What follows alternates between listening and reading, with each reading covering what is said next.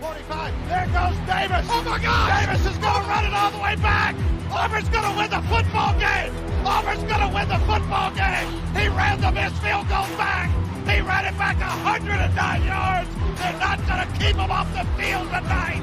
Holy cow. Oh, my God. Auburn wins. Auburn has won the Iron Bowl.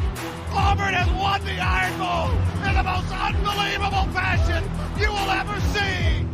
Oh, welcome back, everyone, to a brand new edition of the Dream Wager, episode 351. Today is December the 27th, 2023. I hope everyone had a good Christmas, gearing up for New Year 2024. But as always, I'm your host, D-Rock, and joining me is my partner in crime, our NBA guru, Elvis Acosta. E, how was your Christmas, kid? It was better than expected to be honest. You know, it was pretty good. You know, family came over, had fun.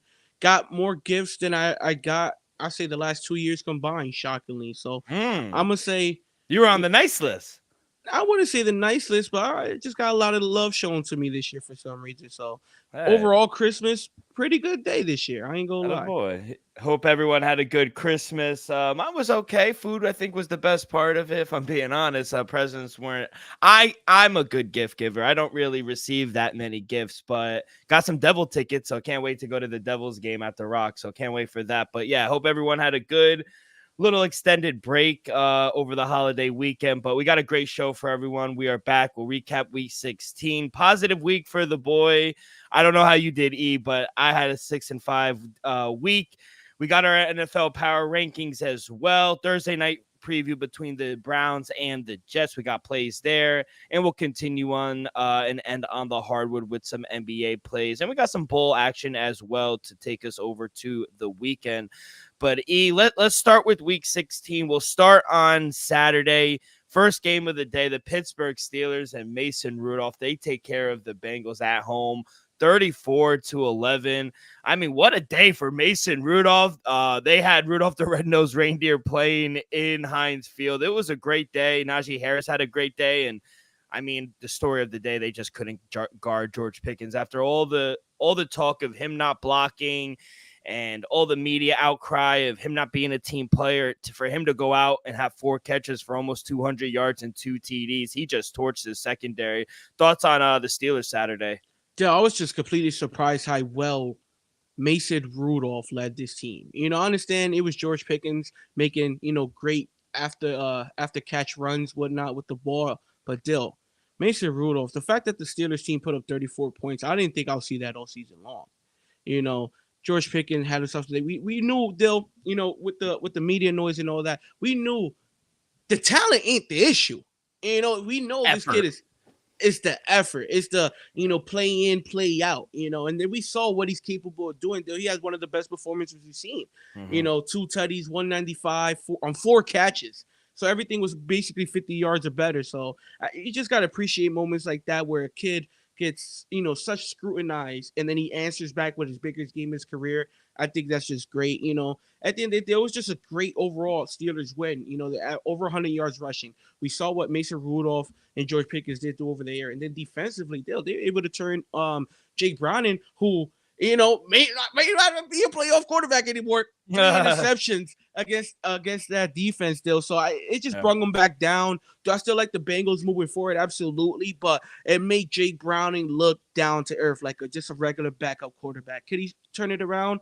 I think he can. I think he just missed Jamar Chase. Hopefully he comes back sooner than later, Dill. But yeah, I think it was just a great team win from the Steelers. Surprisingly from my side, honestly. Yeah, 100% surprising. You know, the Bengals, a lot of people expected them to win, and they dropped 3 spots out there. Now they're on the bubble, sitting at the 9th seed, while, you know, Pittsburgh, they still remain 8 and 7th, right in the thick of things. They need to win out. But yeah, that defense definitely put some fits at Jake Browning. He did not look good. He regressed that game. So maybe it was the defense on the road, tough divisional game, but whatever the case is, Pittsburgh Steelers and Mason Rudolph, what a hell of a game that they snapped their losing streak. They get back in the winning ways, and Mike Tomlin's still fighting for that above 500 record career. So good win for the Steelers, and they remain in the hunt.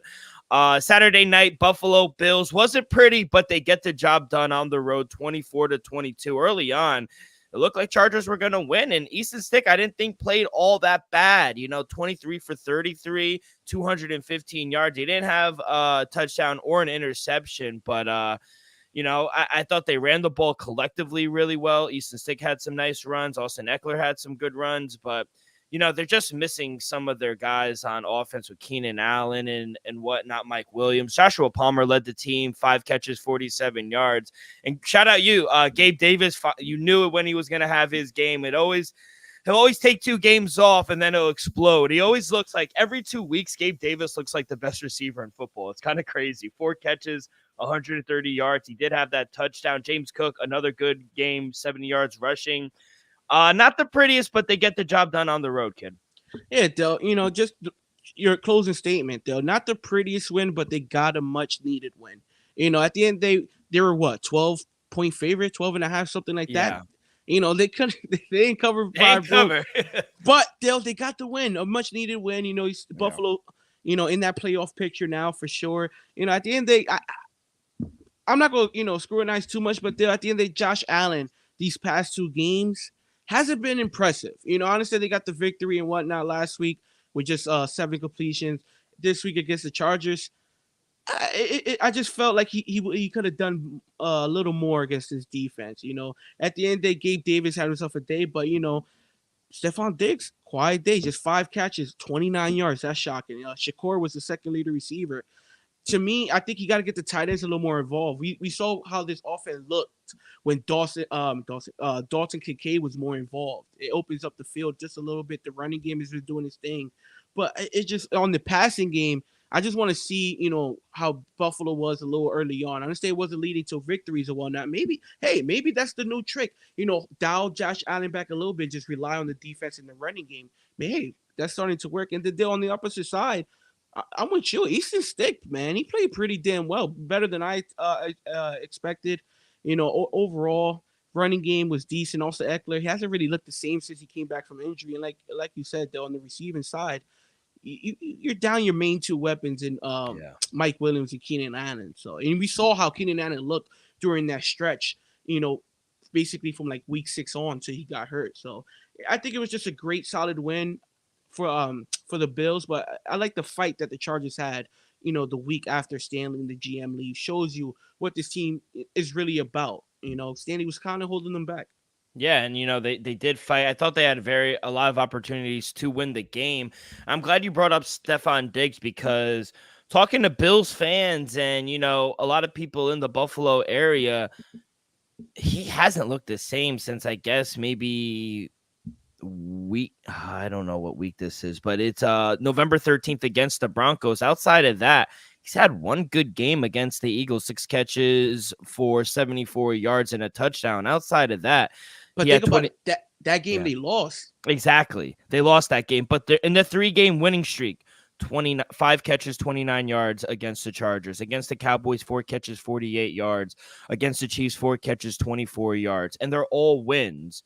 Against the Jets, 4 catches, 27 yards. A loss against Denver, 3 catches, 34 yards. My question to you, and I wanted to bring this up, and I'm glad you brought it up. What's going on with Stephon Diggs?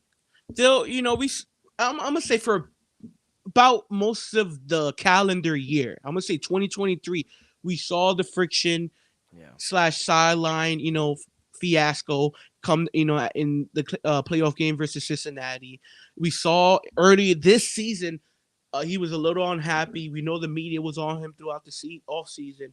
I just feel like, at the end of the day, you can't just keep forcing the ball to Stephon Diggs. And right now, to be honest, he's leading to victories. He won 3 straight games. Yes, he hasn't been putting up, top 5, top 10 wide receiver numbers, which I know he would love to. But at the end of the day, look at Devontae Adams. He went against the other day. He didn't have a lot of yards at all. But guess what? He's happy he got the victory. So I just hope Stephon Diggs behind closed doors just happy that his team's winning now in playoff position. Hey, a couple weeks ago when you was getting all those targets, you wasn't in playoff position. You were under 500 team. Now you're 9-6 winners of 3 straight. Hey, maybe put your pride on the side. Hey, fuck it. Let's win these games. If y'all need me to go off, I'm capable of doing it. Gabe Davis, we know he's capable of doing it. Dalton Kincaid, Dawson Knox, great tight end duel. So I just feel like, Stephon Diggs has to be a little more as a team player, and he has to accept that role because still, like you said People earlier, are saying he's the problem. And he ain't the problem. I just think that's hard to believe when he doesn't get his hands on the ball that much. I think people are saying he's a diva on the sideline. You noted it dates back to the offseason. We even talked about it on the preview with CT Betts, how, he basically said he's wanted out and then come backtracking his statement saying he didn't want that. You got Trayvon Diggs on social media saying, free my brother. Like, there's a lot of things pointing to, I guess, his frustration in Buffalo when, to be honest, I think it's the best quarterback he's ever had, Stephon Diggs. I think I agree with you in the sense that he needs to just calm down. They are winning games right now, and that's the main thing. Yes, you're not probably exploding, but to also your point, you can't feed him the ball every single play. You become very one-dimensional, and that's when the turnovers start to happen for Josh Allen. So I agree with you. Not the prettiest win, but they do get the win. They are sitting in the playoffs right now at the 6th seed, sitting at 96. Right now they have an 87% chance of making the playoffs. So, they have I wouldn't say easy game Tough. this week against. Tough. Yeah, you beat them. You beat them already. Exactly. We do it once, we do it twice. Exactly. But yeah, good win for the Bills. Let's go to Sunday.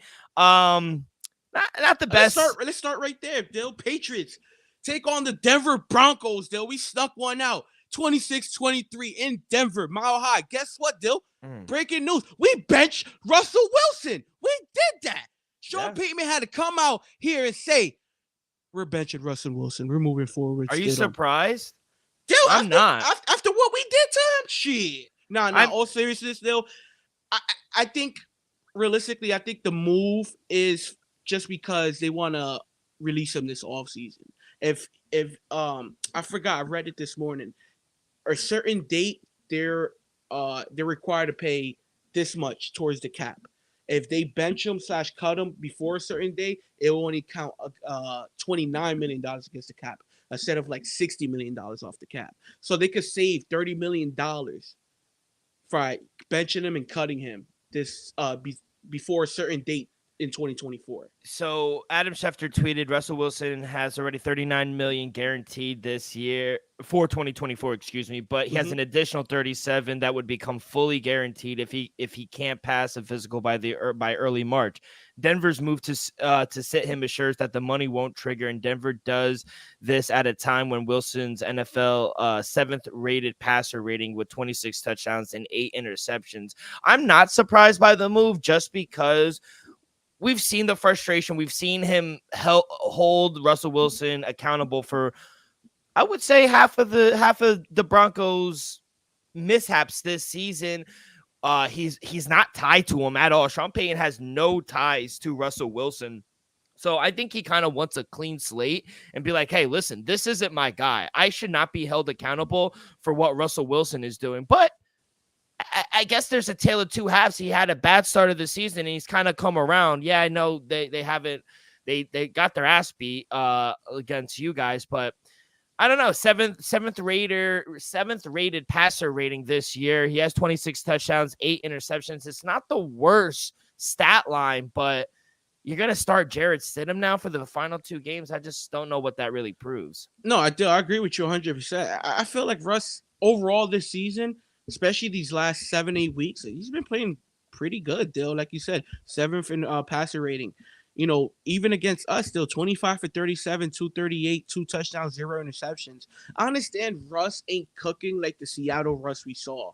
But, Dill, we can at least agree, and I think most people will, this is a better version of Russell Wilson this year than we saw last year. Oh, yeah. So, I just, the only reason I feel like they're benching him is just, like Schefter reported, is to save that $39 million cap hit for next season because they're already locked in. So if they can save money on top and move towards a different direction, hey, Dill, maybe it's a quarterback loaded draft. We know about that. Maybe it's a free agent out there, a la Kirk Cousins, something like that could possibly sign in Denver. Who knows? That's a big win for you guys too. Sunday night, and it moves you down to 4th. It's not a. I take the win, but Dill, I hate the fact that we won. Just the fact, like you said, we was locked in at 2. Now we're at 4. Yeah. Like at the end of the day, do we want a franchise quarterback or not? I'll say this. Bailey Zappi's better than Mac Jones. I mean, he's playing it's like evident. He's It's playing like evident. it. Yeah, I mean, Saturday night against Denver, a good defense who's kind of turned it around the second half of the season. I mean, he was dropping dimes, kid. I was sitting there like, I hate to admit it, but He's good. he's playing himself into either getting the starting job for the rest of the season, which he did, or he's earning a backup contract come next season unless they draft a quarterback. So I think he's playing himself into the organization. I told you last year, I like Zappy. It's just with Mac Jones, we're just more invested in him. Top what? I Yeah. think we drafted him 16th overall, Mm-hmm. 4 years ago. At the end of the day, though, he has the experience. He's older. He has national championship experience. So I just feel like we just held on to it too long. After like 2 seasons, we should have just cut the string. But hey, we gave Mac Jones another chance. At the end of the day, I like Mac Jones, but he's just a backup quarterback. If you need him to win a game or two, he can, but he's not the main guy. No, not at all. And now, if you look at the Denver Broncos, they're sitting on the outside. One more loss and they're done. They have a 6% chance of making And real it. quick though, to go what you were saying, how they making the decision to go with Stead. They're still live to make the playoffs. Like, let Russell Wilson at least finish out the season to, like you were saying, Dill. Like, realistically, does Jarrett Stidham give you the best opportunity to win? I'm gonna think no. I guess. I don't think they have a chance. Like, technically they do, sitting at 6%, but I think they've kind of packed it in. I think the move tells you, they're kind of punting on the rest of the 2 games of the season left. So we'll see. But yeah, big win for morality, but not the best win tanking job. Falcons, they keep their hopes alive. I was dead wrong about this game. I just thought Indianapolis was the much better team, but Gardner Minshew, man, he did not look good at all. 20 for 37, no touchdowns. He did have that interceptions. He was sacked 6 times. The defense really showed up to play at home for Atlanta. They're fighting for a playoff spot as well. So, yeah, big win for Atlanta. What are your thoughts here? Yeah, I was just surprised. We know their defense was good all season long. I was just surprised how bad Indianapolis looked, especially in Atlanta. Atlanta, we was both down on them. It took you a while to come around, but we were both down on Atlanta, especially after these recent performance, switching to Taylor Heineke for the second time this season from Desmond Ridder. It was just, I was just surprised that Gardner Minshew and this offense wasn't able to take off. Jonathan Taylor coming back, only 18 touches, 43 yards. That's not gonna do enough. And then with the wide receiver department, I think this offense really, really missed Michael Pittman Jr. a lot, and it showed. Only 10 points while they're averaging 24 plus. It just speaks volumes how much they miss him, even when they had Jonathan Taylor back. And then with the Atlanta Falcons, though, Tyler Heineke is just out here winning games. That's what he do. Bijan Robinson finally had himself a pretty good game for the first time. It felt like since he had the stomach ache. And then Kyle Pitts, doing his thing, and then Drake London didn't have a ton of yards, but multiple people were involved in the passing game, and that's what's really good. You just want to spread the ball around, get other people involved. So between the two, I think Tyler Heineke does give you the best chance to win moving forward and possibly steal the division. But I think it's going to be a tough task. Yeah, all 3 teams sitting at 8-7. Jacksonville, not Jacksonville, excuse. Yeah, Jacksonville is. 7. They are 8-7. Yeah. Indianapolis 8-7 and Houston 8-7. No one wants to win the division, but yeah, like you said, I think the biggest key was they need to give Bijan Robinson touches receiving the ball. He led the team and rushing the ball. When he gets in the end zone and he has his ball, when he has his hands on the ball, receiving and running, this team is very hard to beat. And defensively, I'm really glad that they showed up. So big win for the Falcons to keep them alive. Seattle never dies either. Big win for them on the road. I thought it was over. They score the late touchdown. They come back. They kick a game-winning field goal. They beat the Tennessee Titans 20-17. They're 8-7. They are sitting at the 7th seed right now, tied with the Rams and the Buccaneers. I mean, this team won't die, kid. Thoughts on Seattle? Seattle, I think it was a good win, on the road against, Ryan Tannehill and Tennessee at the end. Hey, we said Tennessee was live. Tennessee was live, dude, at the end. They, against Ryan Tannehill. He didn't play that bad. Just didn't play well enough to win the game. At the end, Kenneth Walker, the third, at the end of the day, he ran the ball, but not well enough. They'll, Tyler Lockett, Smith and Digba, DK Metcalf, all played pretty well. They'll, it's just defensively, uh, Seattle used to be a little more consistent. To me, they should have made time. They should have picked off Ryan Tannehill at least twice. Games like this, your defense has to dominate. Has to be like a 20-7, game. So I just wish the defense was a little more electric, a little more, taking the game over, not needing a game-winning field goal to beat Ryan Tannehill and the Tennessee Titans. Seattle, you're better than that. Yeah, they weren't really able to run the ball either, Seattle. I thought this was a game where Tennessee should have won the game at home. They scored the late touchdown to win the game. But in reality, Seattle should have blown them out. In all reality. Yeah, I guess. I thought Tennessee actually played pretty well defensively. No, they played well. But before the game, Seattle should have at least won it. Yeah, that's what I'm saying. Before the game, 50-50 hindsight, Seattle should have won this game by double digits. But Tennessee did play much better than we anticipated. 11-4 Detroit Lions. First time in 30 years they win the division. I'm so happy for Jared Goff and the crew. I mean, what a performance. Unfortunately for Minnesota, TJ Hawkinson out for the year. Justin Jefferson had an amazing catch up the middle, 6 catches, 141 yards, and a touchdown. Nick Mullins, besides the 4 picks, I mean, he still had an opportunity to win the game despite the 4 interceptions. I thought 2 were bad. I thought 2 were okay. I mean, unfortunately, interceptions happen, but on the other side, Jahmyr Gibbs, he ran the hell out of the ball. Amon-Ra St. Brown had another 100-yard receiving game and a touchdown. This Detroit team, they're sitting at 11-4, tied with the best record with the 49ers and the Philadelphia Eagles. They have an opportunity to win out and get home field advantage and not play an outdoor game for the rest of the season. That will be much appreciated and needed, honestly. Yeah. Dale. And if it happens, I'd take another win the Super Bowl. I don't know about that. I'm serious. I know, because at home, there are a tough Or team no, to just beat. indoors. Indoors in general, Dale. But, I think it was a great win for Jared Goff and company. Like you said, Jahmyr Gibbs, David Montgomery ran the hell out of the ball. Gibbs with 2 touchdowns. Amon-Ra St. Brown just being the stud that he is. Jameis Williams is still there. I like Raymond. Sam Laporta, he had a quiet day, but he had 3 tutties last week. Still one of the best tight ends in football, even though he's just a rookie. Still, I was just surprised how this team was able to put it together back-to-back games. Still, we were concerned, especially me.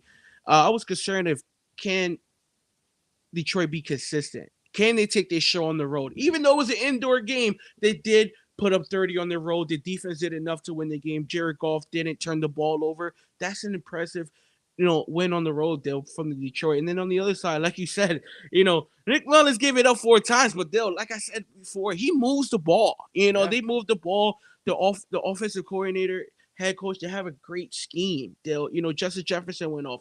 Osborne went off. Hawkinson, even though he tore his ACL, he still had 4 catches, basically 60 yards. So the running game was non-existent because they were down early.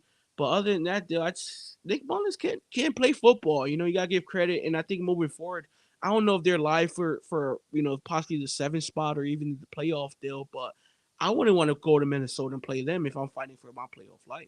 Yeah, right now they are sitting at the 8th seed at 7-8 with the Packers, the Saints, and the Falcons all sitting at 7-8. I was going to ask you right now, FBI is giving them a 31% chance to make the playoffs right now. If they win against Green Bay this coming week, it improves their chance to 51%. So everything is ahead of them. It's good that they got Justin Jefferson back. I think Nick Mullins, he cleans it up a little bit. I think they have an opportunity to win that game, and we could go right to that Packer game. They get a much-needed win as well on the road against the Panthers, 33-30. I almost thought Carolina was going to sneak this one out. If I'm being honest, I thought Bryce Young, this was Bryce Young's best game of his career. 23 for 36, over 300 yards, no turnovers, only 2 sacks, 2 touchdowns.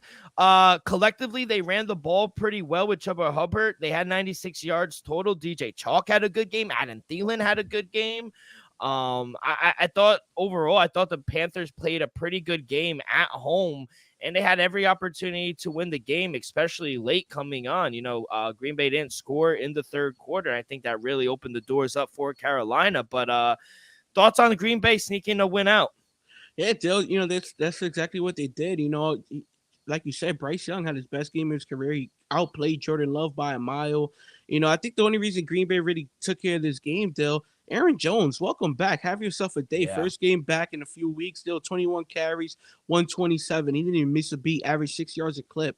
He basically single-handedly carried this team offensively, And then, with the receiving side, they're still missing Christian Watson. He's a stud, but Romeo Dobbs had himself a good game. The tight end had a couple catches as well. And then like you said, with Jordan Love, didn't have the worst game deal, but at the end they 2 tutties, only 11 incompletions, 219, get the job done, And then Dill with Carolina, I was just surprised that this team offensively was able to score 30 points on that defense. We know the Green Bay's defense ain't what it used to be, especially what it was last year, a couple years ago with Aaron Rodgers still. But the fact that Bryce Young was able to put up these numbers against that defense at home, I was just shocked. You remember this team last week or 2 weeks ago beating Atlanta 9-7. It was bad in that same building, So it was just surprising how good that offense and / Bryce Young looked against Green Bay. And Dale, that was a Green Bay home game. It was filled with Green Bay fans. It was filled with Green Bay fans, and Bryce Young looked as best as he did all season long. You got to give credit where credit's due. I think Carolina, let's not write off Bryce Young yet. Maybe this season, torch the season, okay. But you could build off this. The tape you got from yesterday, Sunday, you could break that down and build from that. Yeah, hopefully this last month or 3 game stretch, like you said, he could build some confidence, because I thought last week he played all right, and a lot of their wins, I know they're sitting at 2-13, but a lot of those losses have come by 1 score. So I think there are some positives we could take out of this season. Yes, it was a failure, it was a disaster. That is all true, but there are some positives. They got a good run game. Their defense isn't as bad as we thought it was. They need some help on the offensive line. I think Bryce needs to develop a little bit. I think he needs a little help on the outside. It doesn't help that they traded away arguably a top 10 receiver in DJ Moore. So that wasn't going to help him. That was only going to improve. And the best talent he has is DJ Chalk and past his prime Adam Thielen. It's no disrespect, but that's kind of hard to work with in your first year into the league. So I agree, but big win for the Packers. Oh, let's go to the Jet game. So I was watching it and I was like, damn, the boys look good. Like Breece Hall looked good, 20 carries for 95 yards. He had 2 TDs, even catching the ball. He had 12 catches. Garrett Wilson looked good. Jason Brownlee, he had a nice touchdown as well. Trevor Siemian was out here slinging the ball 49 times. I thought he looked pretty good. Defense was flying fucking around, especially in the first half. And then once they bench Sam Howell, I go to church. And all I get are texts from you and from Ant. Shout out Ant. You were like, what am I watching? I'm sitting here like, we won the game, unfortunately. I'm rooting for a draft pick, top 5. And then here comes Jacoby Brissett slinging it, 10 for 13, 100 yards. He had a touchdown to Logan Thompson as well, or Thomas. Christian Rodriguez ran the hell out of the ball, too. He had 2 touchdowns on the ground for the Redskins. And then they took the lead with like a minute and something left. Ant texts me. I'm like, let's go. I'm in church. Like, let's fucking go. Shouldn't be swearing in the Lord's name. And I go, and then I get an update. Jets walk it off. I go, they when I want them to win, they lose. And when I want them to lose, they win. I can't make this shit up, kid. Was I happy? I guess. Aaron Rodgers smiled. It looked good that we won the game, but draft pick wise didn't really help us. But yeah, Jets take the win 30-28. Any opinion on this shit show? Still, from the third quarter, midway fourth quarter, the New York Jets was shaving points on live television. On live television. That's the best. Yo, bro, the New York Jets was up 27 to like 7 or started 10. Shaving points, bro. They started shaving points. Woody Johnson put the whole franchise on Commanders plus the points. I'm telling you right now. My boy Jacoby Brissett. No. First of all, my boy Sam Howell was 6 for 22 against that defense. And then my man Jacoby Brissett just went 10 for 13 and almost won the game. Still, my man Jacoby just said, Super Bowl champ, by the way, just booked himself a starting gig for the regular season. He did. He's the new starting quarterback moving forward for the Washington Commanders. Wow. So, I, like you said, the Jets, first half, looked as best as you did all season. I'm going to be honest. Trevor Siemian was slinging it. Breece Hall was running the ball well. The defense was flying. And then, it was a tale of two halves. I'm going to say y'all was shaving points on live television, but it was just a tale of two halves. They'll give Jets credit for looking as good as they did in the first half. In the second half, they definitely took their foot off the gas. But when they needed to get the win, they got the win done. Yeah, they were shaving points. It was actually kind of insane how they came back. They shaved points, bro. Yeah, no, it was crazy. Browns big win on the road. Joe Flacco keeps on impressing us. I mean, 27 for 42, over 350 yards, 3 touchdowns. We told you picks are going to come with it. 2 picks, but that doesn't matter. They get the win on the road, 36-22. Wasn't really able to run the ball all that effectively, but I mean, they don't need to. Amari fucking Cooper, career day. He set his all-time receiving yard record. He set the Browns all-time receiving single game record. 11 catches, 265 yards, 2 touchdowns. I mean, whoever had him in fantasy, you just won because how many points did he give you? 51. Wow, what a fucking game. Dill, Joe Flacco and company. Dill, what more can I say? Dill, I expected Joe Flacco to sling it, but I didn't expect that. 51.5, by the way. Dill, what Joe Flacco is doing off the fucking couch these last 4 weeks of the season. Impressive. It's just flat out impressive, Dill. 27 for 42, 368, 3 tutties. We know about the interceptions. You can book it right now. Joe Flacco anytime interception for the rest of the season. Lock in the money, people. But when my boy is slinging that rock, remember, I keep seeing the meme, Dill. I'm pretty sure you've seen it. Part of your listeners seen it. Joe Flacco was played against Troy Polamalu. These new safeties is sweet. and that's exactly what's going on, bro. He's showing no respect. He was just throwing the ball up to Amari Cooper, and he was just coming down with it. Time and time in. He had 15 targets. That one catch on the sideline where Joe Flacco's basically throwing it out of balance. I mean, Patty Mahomes couldn't place that ball like that. No, I'm serious. I know. That's why it's funny, because Joe Flacco came off the couch and is doing slinging it. That's my point, Dill. He's out here slinging it better than people who had a fucking training camp. Joe Flacco's a top 10 quarterback right now. Last 4 weeks of the season, Joe, name me top 10 quarterbacks better. I can't. You can't. So give credit to this coaching staff, the Stefanski. You know, they don't need a running game. I wouldn't even hand the ball. I'll just stop him back, shotgun. Joe Flacco, just throw it to Cooper, throw it to David. I'm just shocked on how well this offense has been performing. This is the best. Honestly, this might be the best offense I've seen in my Browns life. And honestly, I'm so glad you brought up Kevin Stefanski, because what has happened in this quarterback room and what he's done, Deshaun Watson going down, really not playing even when healthy up to his, I guess, potential. DTR, you draft him out of UCLA. That really doesn't work.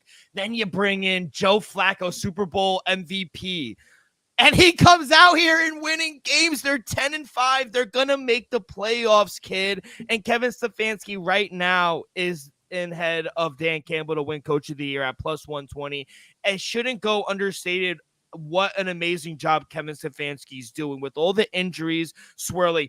Nick Chubb going down. I mean, I'm speechless as well. Like, I just couldn't predict it. I thought my tickets were done. I thought the Browns were dead in the water. And then here comes Joe Flacco, our saving grace, and all he does is win games. Besides that blowout, they lost to the Rams on the road. They've looked phenomenal with Joe Flacco at the helm. There's not much more positivity I could spew on this team, and I agree with the line movement. I think Kevin Stefanski is. If I had to vote, Kevin Stefanski would get Coach of the Year for me. Dill, I gotta agree, just because he's doing more with less. He's down a top 3 running back in Nick Chubb. He's down a top 10 quarterback in Deshaun Watson. He's doing it. Yeah, he's very doing it, and glad 10-5, sitting at second in the very tough AFC North, where literally And everyone. he's Yeah, just a game apart at that. You know, if they come down to it and they're just a game apart come end of the season, you got to give it to Stefanski. You yeah. have to. Oh man, Trevor Lawrence did not fucking look good, kid. I mean, we talked about it. They winded up playing him.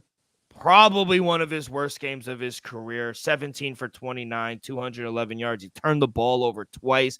Both of them were awful interceptions, I thought. He got outplayed by Baker Mayfield. 26 for 35, 283 yards, 2 touchdowns. Mike Evans had a big game.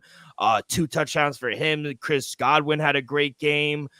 And that defense, man, that defense was all over the field. Levante Davis was all over the field. Devin White had a bunch of tackles and sacks. I mean, Antoine Winfield Jr. had an interception. I mean, everyone was doing something for this Buccaneers team, and you know they're sitting ahead of in number one in the NFC South at 8-7, just a game above Atlanta and New Orleans. Thoughts about this Tampa Bay team? They just don't quit. Still, I'm just surprised that they're playing this well. Baker Mayfield have this team positioned to win the division right now. Baker Mayfield, winners of 4 straight, by the way. Dill. Yeah. It was the defense. I understand Baker Mayfield outplayed, Trevor Lawrence, rightfully so. Dual former number 1 picks, and Baker Mayfield flat out outplayed him, Dill. Yeah. But it was that defense, like you said, that defense was flying, Dill. Just getting after Trevor Lawrence, he ended up going out with a shoulder injury, Dill. At the end, they 2 picks. That defense was just making them look, just average. No running game to exist. Travis Etienne hasn't really looked good in a couple of weeks. No. Still 6 carries, only 12 yards. Like, you just got to do better. And then defensively, on Jacksonville's side of the ball, Dill, you can't allow Baker Mayfield only have 9 incompletions to throw for 280 plus. Mike Evans is going to hurt you. We saw him 2 tutties. Chris Godwin had himself a day as well. So, and then one of the best, to me, running backs in the season, well, having production wise, is Rachaad White. Yeah. He does it on the ground and the passing game. He's just quietly having a great season. This Bucs team, I'm not gonna say they contenders still, but these last 4 weeks, winners of 4 straight, they're looking really good. Baker Mayfield looking like a franchise quarterback. You can't deny this team right now when their defense is playing at a high level and when healthy, and Baker Mayfield is just padding along, not turning the ball over, giving the ball to Mike Evans, handing it off to Rachaad White, giving it to Chris Godwin. This team is capable of beating almost anybody. I need to apologize to Todd Bowles too, because I thought this team was dead in the water when they lost 4 of their last 5. They lost to the Lions, the Falcons, the Bills, the Texans. They beat a Tennessee team. Then they get blown out. They lost 6 of their last 7. And I was like, you know what? They're done. Little do I know, Todd Bowles 4 in a row. They beat the Panthers. They beat the Falcons. They beat the Packers. They beat the Jaguars. And there's 2 more winnable games. They play the Saints, which should come down to the wire at home. And then they go on the road and play a Panther team, a last place Panther team. This team could finish 10-7, win the division, and save his job. So I have to issue an apology. I was dead wrong. I thought, I thought he wasn't suited for a head coaching job. I saw his stunt in New Jersey or New York, but I thought he was just a very good DC. And that's okay. A lot of coaches aren't meant to be a head coach, but I got to retract my statements. I mean, he's doing a hell of a job. Baker Mayfield's turned it around as well. Rachaad White, like you mentioned, arguably the quietest top 10 running back in the league. What he does in the backfield, not just running, he catches a lot out of the backfield as well. He's that security blanket for Baker Mayfield, and Baker Mayfield really hasn't turned the ball over in his 4-game winning streak. So I gotta retract my statements. Tampa Bay's a pretty good team. I issue that apology to Todd Bowles because I know I gave him shit earlier in the season.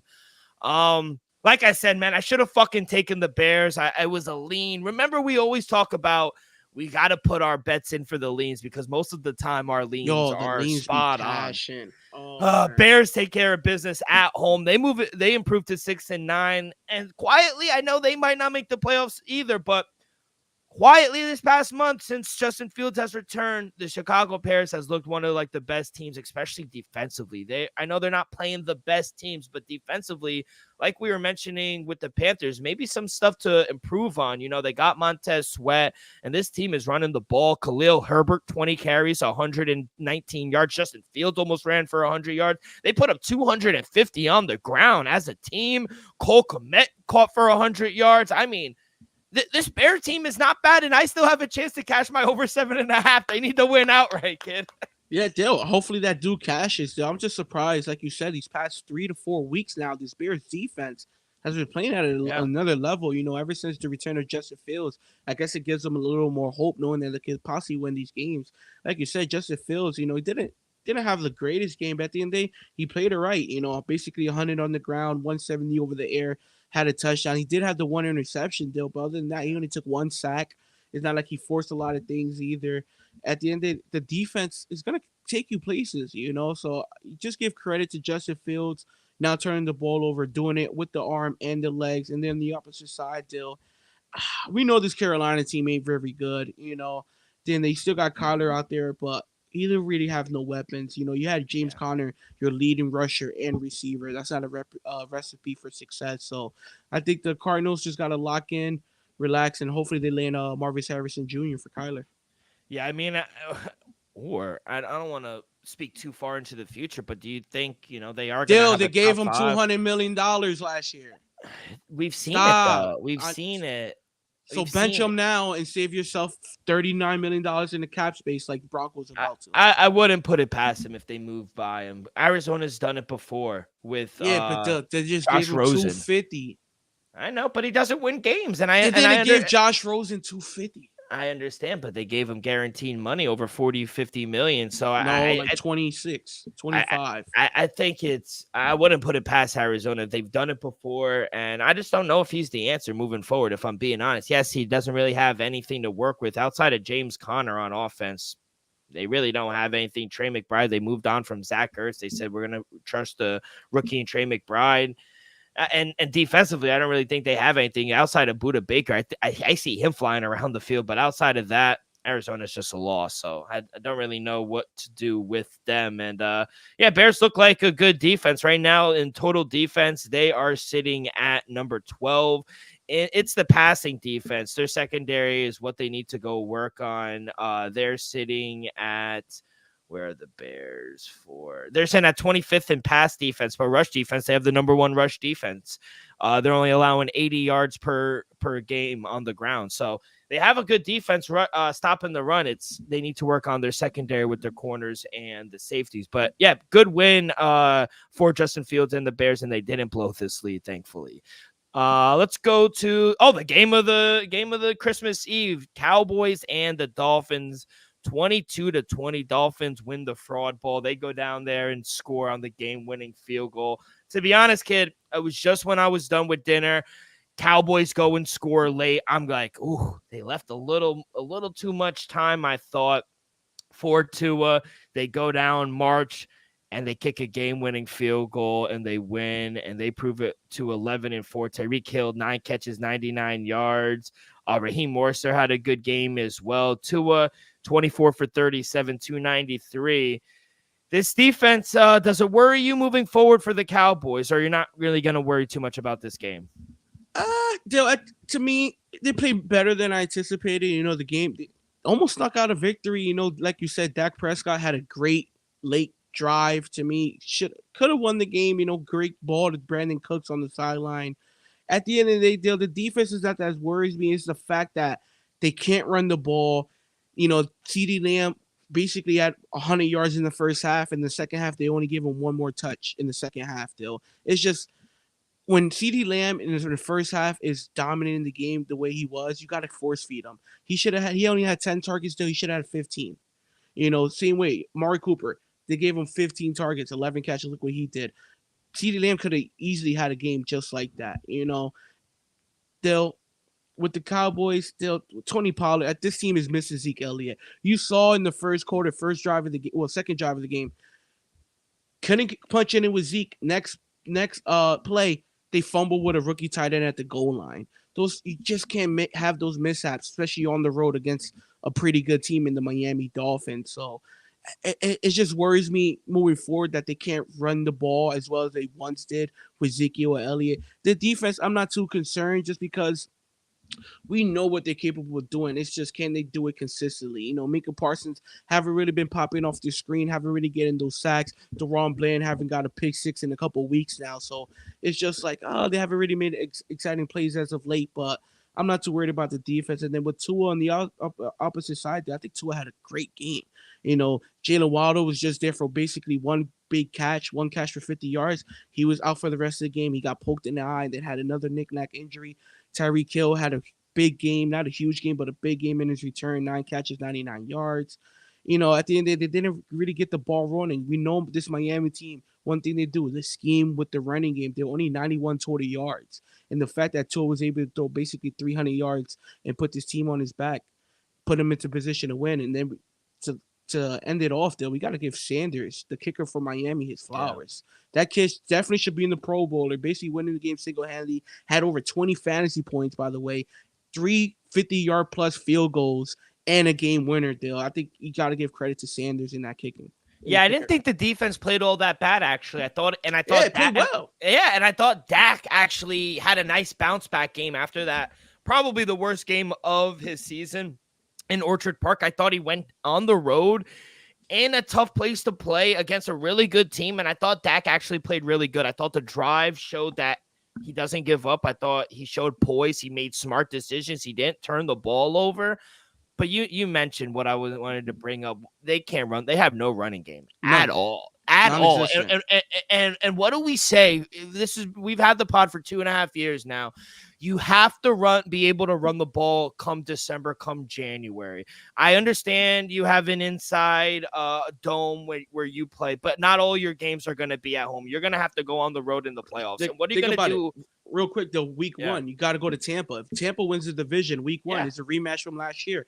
Dallas, right now, sitting at the 5th seed, they got to go to Tampa. Hey, if it's raining, hey, can you run the ball in that rain? Or you're going to have Dak drop back 40 times. Especially the way Todd Bowles has that defense playing right now. I wouldn't trust them if I'm being honest. And say you get by them. Now you got to go to Philly. You think it or Detroit or Detroit's inside, but still. San Francisco. Yeah, and San Francisco's outside. So you come anytime in January running outside, I just don't see. I mean, he has Tony Pollard this season, and they banked on releasing Zeke and, getting rid of him to having Tony Pollard be like, he's our guy. Coming off an injury, he only has 100-yard game, and that was week 3 against Arizona. He had 23 carries for 122 yards. Outside of that game, he has not rushed for over 80 yards, not one time this season besides that one game. I mean, he only has 886 yards. That's 8th in the league, and he has only 5 touchdowns. That's tied for 19th in the league amongst running backs. He's averaging 4 yards per carry. That's 147th in the league. Something's not there. I mean, and it's not like they have a bad offensive line. They have an above-average offensive line. Dak gets protected, but they just can't run the ball. You know what it really reminds me of when I was watching it? He runs scared. Zeke doesn't run scared. No, not even trying to be disrespectful. I see it. Zeke puts his head down and he'll get you 5-6 pop a carry. Tony Pollard moves east and west, and a good running back puts their nose down and goes north and south. And I just don't see Tony Pollard doing that. I agree with you. That's my main concern. I'm not trying to be overcritical either. No, you're right. Definitely. We saw it in the first quarter, Dill. Tony Pollard couldn't score a 2-yard from the 2-yard line. He couldn't run the ball in. He got stopped by a DB. Yeah. Next play. That's sad. Next play, you fumble from a rookie fullback. So that's what it came down to, Dill. Yeah. My running back couldn't get in at the 2-yard line. Let me hand it off to the fullback. You lost the game right then and there. Yeah, and now they have a big game this week. They come back home and they play the Lions. And don't think Lions are going to take their foot off the brake. They're still fighting for the number 1 seed. Mm-hmm. So it's going to be a tough 2 weeks, but they did clinch a playoff spot.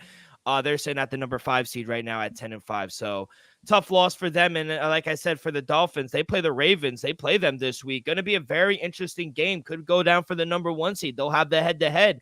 So should be very interesting. Both of them clinched a playoff spot, but the number 1 seed is still up for grabs between the Ravens and Dolphins, and they play this week. So we will see there. But yeah, big win for the Dolphins at home. Let's go to Christmas Day. Last 3 games. What a win for the Raiders on the road. They keep their playoff hopes alive. Aiden O'Connell. I mean, he didn't light it up. He didn't light it up. Only 9 for 21, 62 yards. But, I mean, they won the game. I mean, what a fucking game from Zamir White. 22 carries, 145 yards. He ran up and down this fucking defense. He did everything he wanted. They didn't pass the ball all that well, but Max Crosby and that defense, they gave Patrick Mahomes fits. I know he only had 1 interception, but there was multiple times where he could have gotten picked off. I don't know what's wrong with this team. They're sitting at 9-6. They couldn't pass the ball. They couldn't run the ball. They've lost 3 of their last 4 games to the Packers, Bills. They barely beat you guys, and then they lose at home against the Raiders. What is wrong with this team? Dill, something's wrong. Something's wrong. Something's wrong for sure, Dill. At the end of the day, Patty Mahomes, he needs more weapons. Travis Kelce, think about it, Dill. Travis Kelce, 5 catches, 44 yards. He had that 1 drop as well. Dill, Rashid Rice, Richie James, those guys are good, but they're not going to win you championships. I understand Patty Mahomes won one last year, but Travis Kelce was playing out of his mind. Isaiah Pacheco was running the hell out of the ball, and that defense was playing lights out. That defense is playing at a high level right now, Dill, but Isaiah Pacheco, 11 catches, 26 yards. Not going to get the job done. Patrick Mahomes was the leading rusher. Took him live, by the way. That ended up hitting. But, Dill, at the end of the day, Patty Mahomes, like you said, he had to fumble off a handoff. The pick 6, it was just, I'm going to just say it wasn't a terrible read. He just had to throw the ball a little more outside. It looks like he was just throwing the ball out of bounds. He just has to throw it out a little more. Great read by the DB, Jones. But, Dill, like you said, I think you got to give credit to the Raiders in that defense. It's not more what's wrong with the Chiefs. It's just how bad they looked against that defense. Patty Mahomes got sacked 4 times. He was frustrated. We saw it on the sideline. Travis Kelce threw his fucking helmet. Andy Reid had to check him in the game. Like, nah, bro, you're not about to go back in the game for at least like a couple plays. What are you doing? You're Travis Kelce. Are you happy about that? Or not happy? I think I used the wrong word. I like the fact that he held Travis Kelce accountable just like he would the other 50 people on the team. Yeah. Just because you're a first ballot Hall of Famer, just because you got Taylor Swift, she's the problem on the suite. No. I'm just saying, just because you're this on and off the field, just because you're a first ballot Hall of Famer doesn't make you above everybody else. And what you did right there, Travis Kelce, I'm not going to say that's what you do, but all I'm saying, you know better, dog. You shouldn't be doing that. You're a first ballot Hall of Famer. You're the best tight end in all of football. Why you shouldn't be doing that? Dill, you losing to the damn Raiders at home. Losers of what? 3 out of the last 5 games. Damn right I'm frustrated. I'm dropping the ball. Only got 44 yards. I only got 44 yards this Christmas Day. I'm fucking pissed. And especially if I'm Travis Kelce, I should be the number 1 target. I should have 15, 12 targets. So I thought the Raiders did a good job taking him out of the game, though. They did a good job scheming. That's the whole thing, Dill. They gave him fits. They did.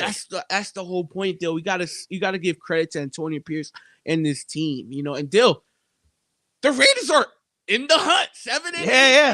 And I was just gonna say, if they win out and the Chiefs happen to lose out, the Raiders would win the division.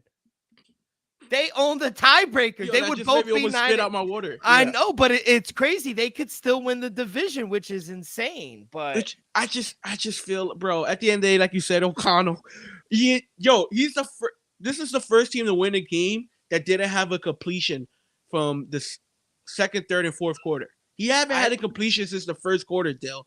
And then Zamir Wright, fourth quarter, when they needed just 1 first down, the kid gets you a 40-yard run to end the game. So you can't make this shit up. Give credit to the Raiders. Great overall team win. And Antonio Pierce in the post-game interview with whatever news network it was emotional. Yeah. It was bigger than the game. And I love that shit. Yeah, I do too. I hope he gets an opportunity to actually be the head coach next year. I think he's They earned better. it. They Yeah, better. Think about and it. I They think the paying players rally around him. They paying John Gruden $90 million to this day. They gotta pay Josh McDaniels $40 million to this day. I'd be damn you don't give my man Antonio Pierce 5 years, 40 mil. You gave Josh McDaniels all that money, he improved nothing. Yeah. This dude is out here winning games. Yeah, exactly. So yeah, big win for the Raiders. Aiden O'Connell. When they ran it for like 15 times in a row, I was like, yeah.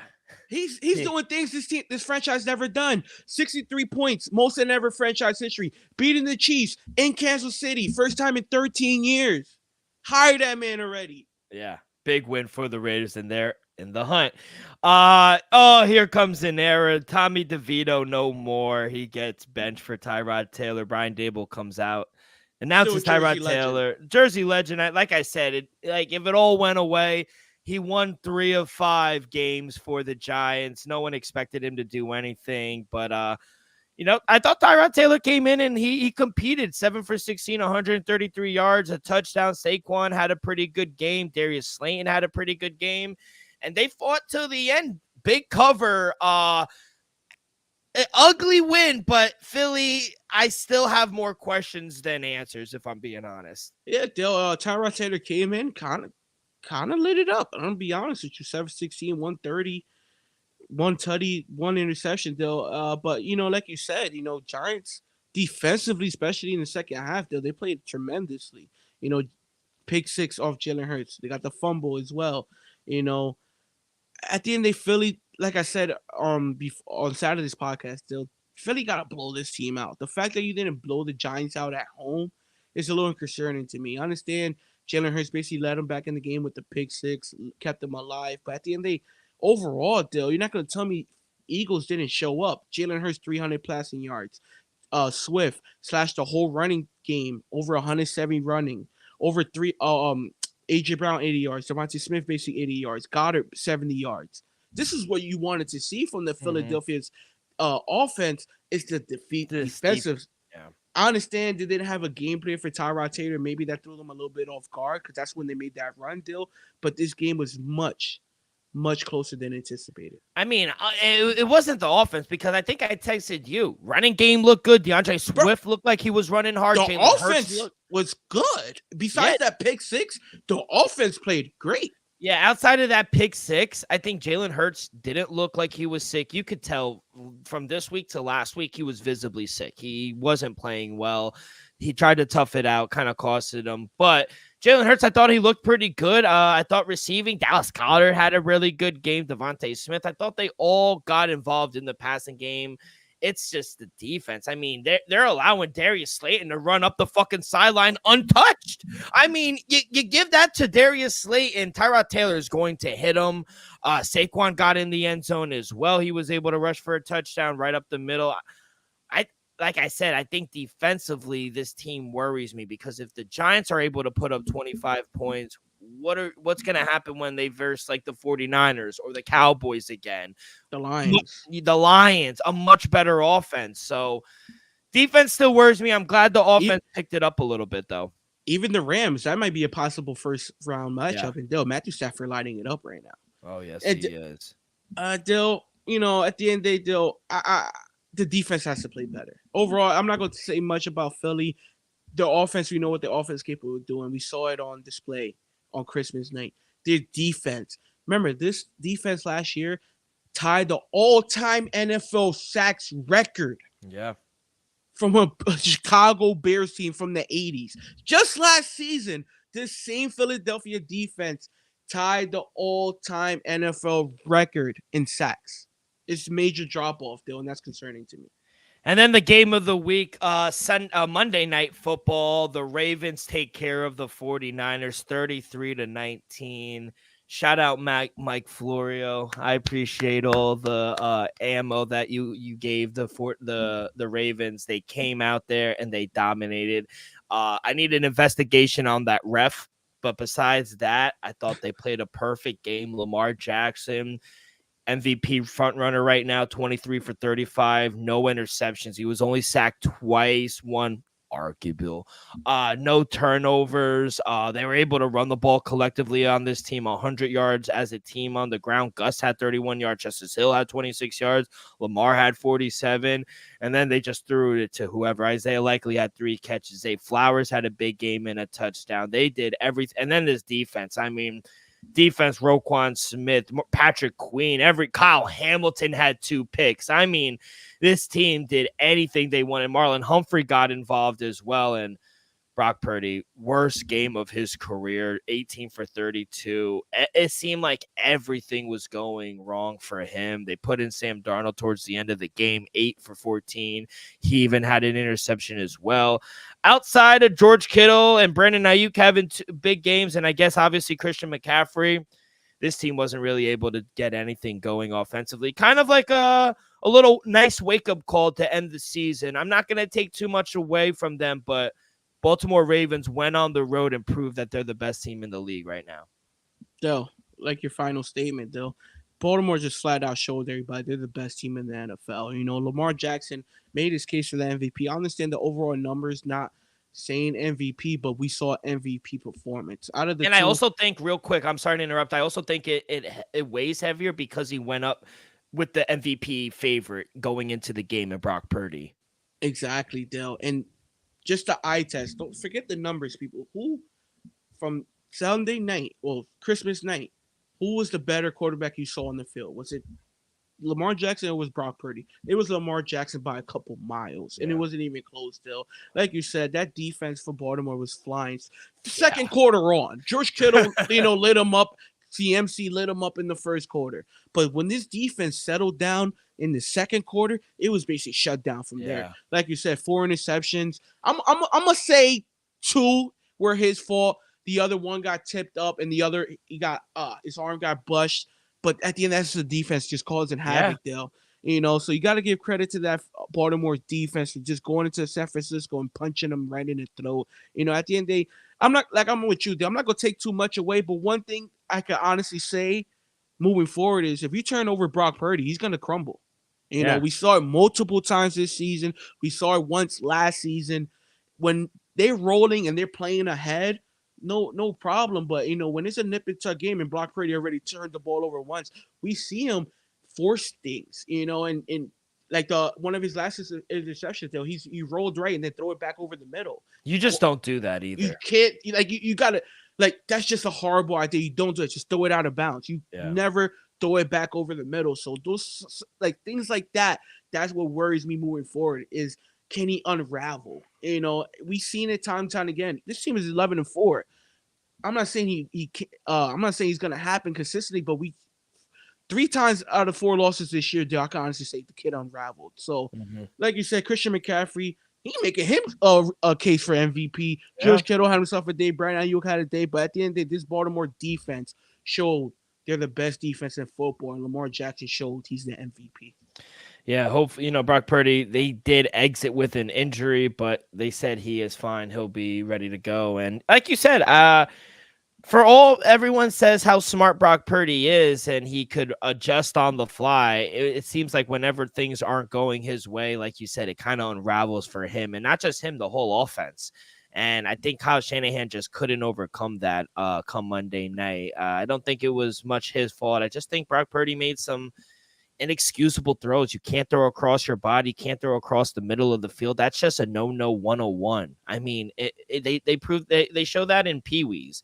And at the highest level, you should know better. I think he was forcing some things. Even when he was getting sacked down, he just threw it above his head to Christian McCaffrey. I don't remember if you saw that.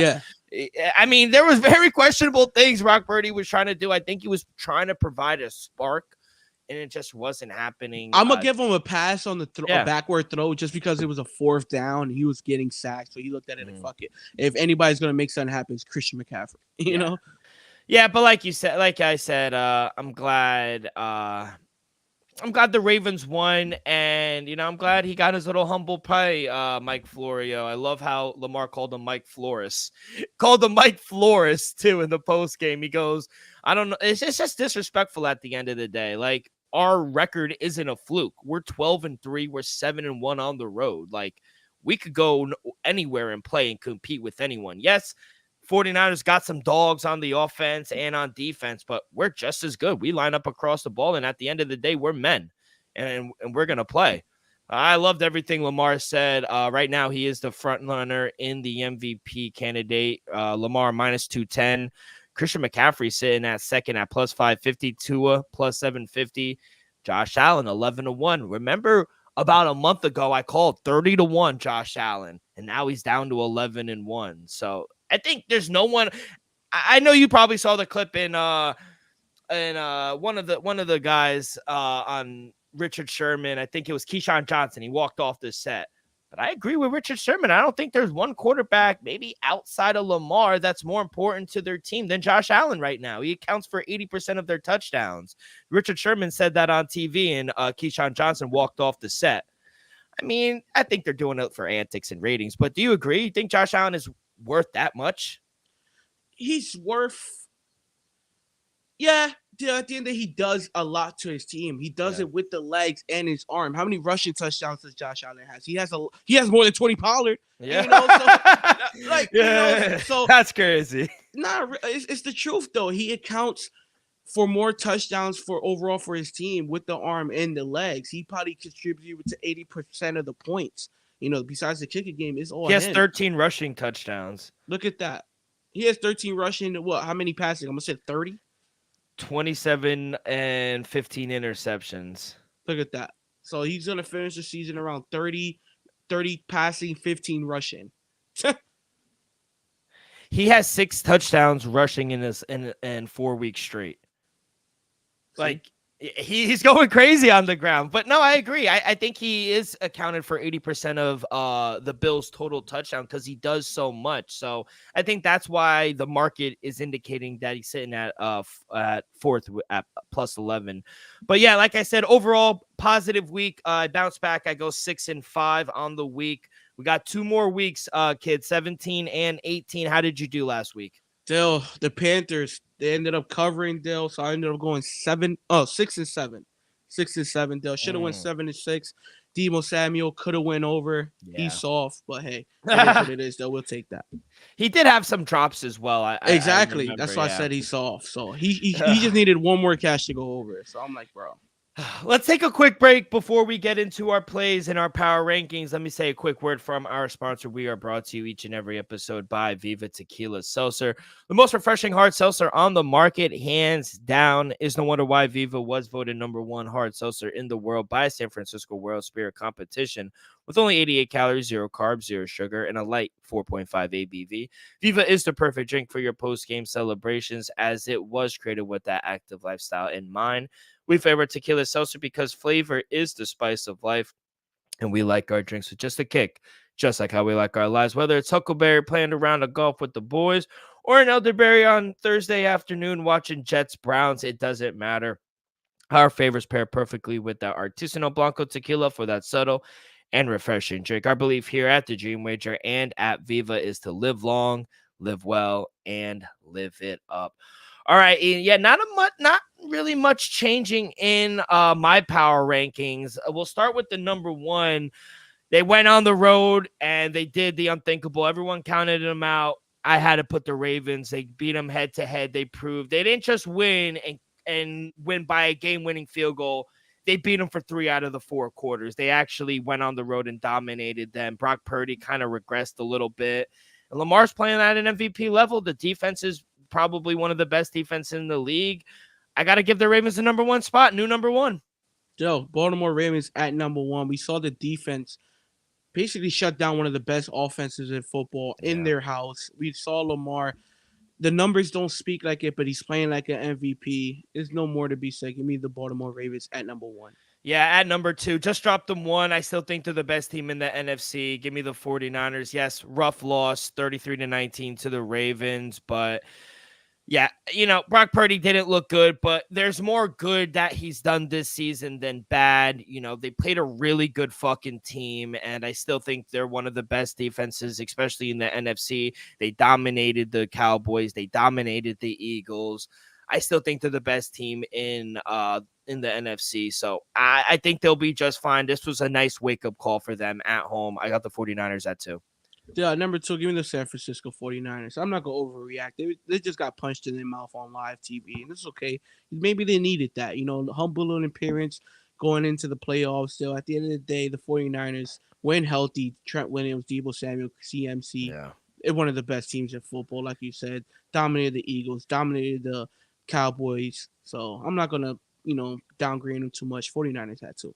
At number 3, give me the Miami Dolphins. I had to put them above the Eagles, and I had to put them up against the Cowboys. They won head-to-head, game-winning drive. Shout out the kicker. Kicker had a fucking fantastic year. Tua played well. Tyreek, I thought, had a good game. They didn't run the ball as effective as I thought, but, Cowboys have a pretty good defense, and, they finally beat a quality team, and, I think the Finns could go toe-to-toe with a lot of these playoff teams, especially offensively. So I think they need to clean some things up defensively, but I thought they played a really good game, and they have a big test this week against the Ravens, which is going to prove another lesson to me if they're actually for real. But right now, I like this team. Give me the Miami Dolphins at 3. Still, I had to put them there as well. Give me the Miami Dolphins at 3. I can't disagree with anything you said, Dill. I just had to finally put them up there.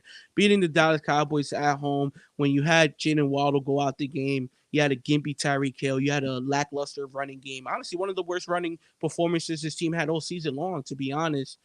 And you was able to beat this Cowboys team. I think that's a great win. Tua, like you said, Dill, third in MVP voting as of right now for a reason. Dill, I think this team has a shot to make some noise. Give me the Dolphins at 3. At number 4, wasn't the best to win, but I think this team is kind of slowly turning things around. They ended the 3-game losing streak. Give me the Philadelphia Eagles at number 4. Cowboys lost, Eagles won. They ended their 3-game winning streak. So it was, I guess, an impressive weekend, but they move one step closer to winning the division. They got 2 winnable games left against the Cardinals and the Giants. But like I said, the game wasn't impressive as a whole. I know they beat the Giants, but they nearly coughed up a 20-3 lead. Like, let's not forget that. They almost lost that game. It was kind of fluky. I thought Dallas Goedert, he's fell down. Jalen Hurts had a pick 6. I want to see them improve defensively. I don't think they have 2 big tests remaining, but we'll see when it comes to the playoffs. But right now, I got the Philadelphia Eagles at number 4. Dill, at number 4, give me the Detroit Lions at number 4. Dill, 2 back-to-back weeks. If offense looked great, Jared Goff didn't turn the ball over. That's the only thing that concerns me, really. The defense could be a little better. Dill, they're ranked 24th in the league. Dill, but other than that, this Detroit Lions team, when they're running the ball and Jared Goff is not turning the ball over, they're just one of the most exposing offensives in all of football. Give me the Dan Campbell and Detroit Lions. NFC North champs, Detroit Lions, at number 4. Yeah, I got the Lions at 5. First time in 30 years. Give it up for the fucking Lions. I'm happy they won. Nip and tuck kind of game. They had to fight and claw to win that game against Nick Mullins. I know he threw for all those interceptions, but I think the Lions got some very key defensive stops when it came down to, especially down in the red zone. I thought Justin Jefferson had a really good game. They got to tighten their defense up, I think, defensively for the Detroit Lions. Offensively, I really don't worry about them. They have a ton of playmakers, but, I think defensively when they go up against these good teams, can their passing defense in that secondary hold up? We'll see. Got a big test this week against the Cowboys, but when they're flowing, this is a very hard offense to stop. I got the Lions at number 5.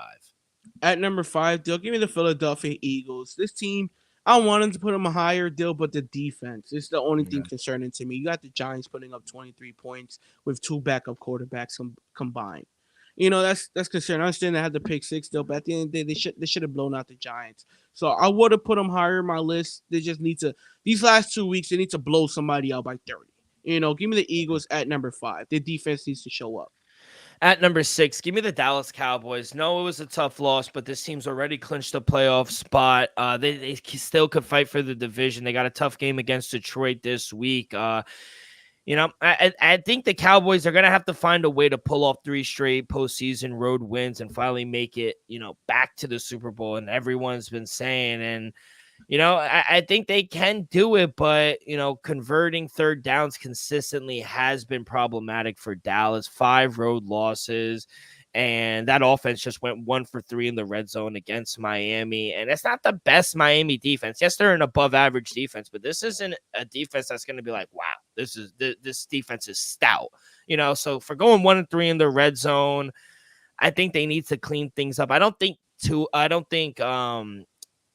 running game is healthy at all. I think there's a problem running the ball. And like we said, when it comes January, you're going to need to be able to run the ball against these defenses. So like the offense, I think the defense needs to clean some things up, and I think the running game needs to clear things up. But I do like the bounce back for Dak Prescott.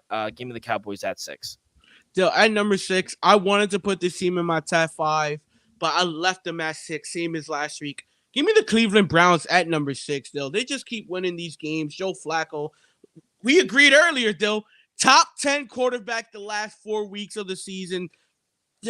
I'm just surprised how good this team is. We know how good they are defensively, but when you have Amari Cooper and Joe Flacco, that connection is building. Jerome Ford, Kareem Hunt, it ain't Nick Chubb, but they're running the ball well. That defense, I don't need to say nothing about that defense. Give me the Browns at number 6. I'm just shocked how good Joe Flacco and company has been playing. At number 7, give me the Buffalo Bills. I know it wasn't the most impressive win, but they are in this 8th spot right now, and they're fighting for a playoff spot. I think James Cook has had a really good season. We've already just talked in length about what Josh Allen and what he does to this offense. James Cook, he's had a really good year as well. The defense, for all the injuries they've come out, they've been playing with Rashard Douglas, Ed Oliver, Trenon Johnson. I think Josh Allen has played well. He's cut down the turnovers a little bit. And if they could continue, this is not a team someone wants to play in the AFC right now. I think Buffalo could score with anyone. And I think this defense, especially if they play in Orchard Park, could give teams fits. So I like the Buffalo Bills. They're at number 7 for me. So at number 7, give me the Buffalo Bills. Same. They've been impressive. I had to put them at number 7. I had them lower originally, but they beat the next teams that's coming up. So I have to put them at number 7, Dill. James Cook been running the ball well. Dill, what really been the key is the defense. It's not Josh Allen lining you up with the numbers, arms, and legs. No, it's the defense shutting it down, running the ball with James Cook. We know what Josh Allen is capable of doing. I'm pretty sure they have that weapon in their back pocket when needed. But right now, they're relying on that defense. They're relying on the running game, Dill, and it's working out. Give me the Buffalo Bills at number 7.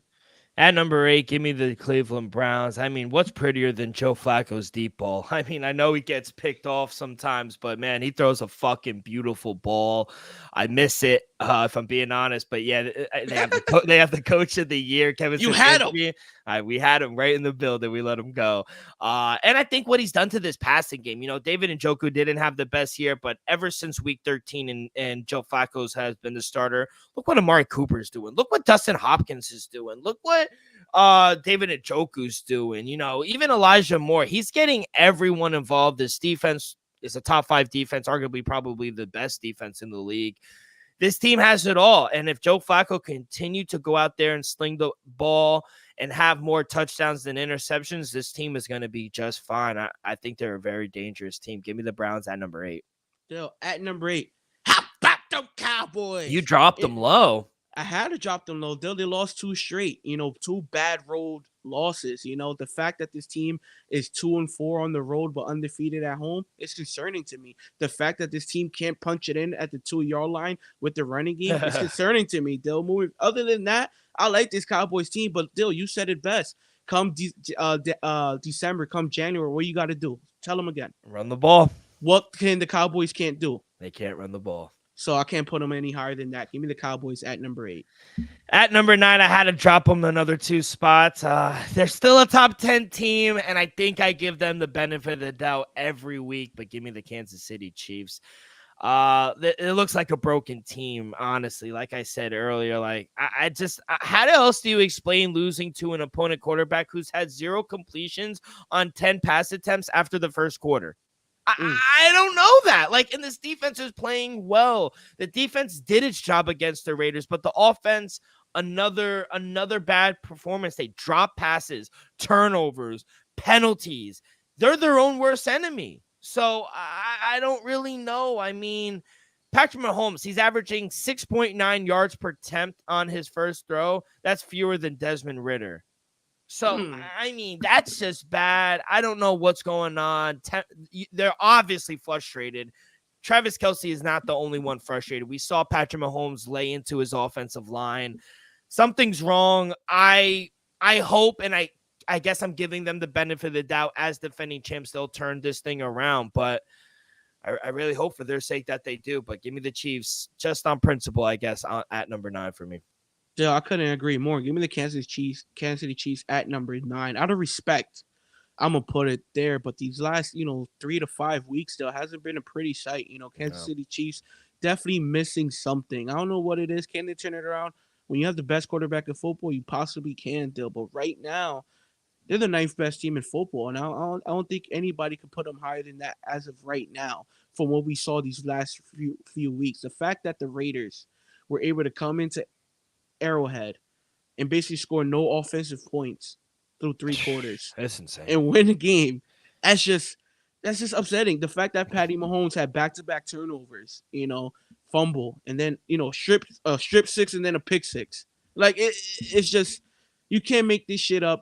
And I never thought I'd be seeing Patty Mahomes and Andy Reid and Travis Kelce this frustrated against an under 500 team. And honestly, against somebody in the division. Before this season, we know their record was, I think they only lost 1 in-division game the last 4 seasons. They lost 3 this season alone.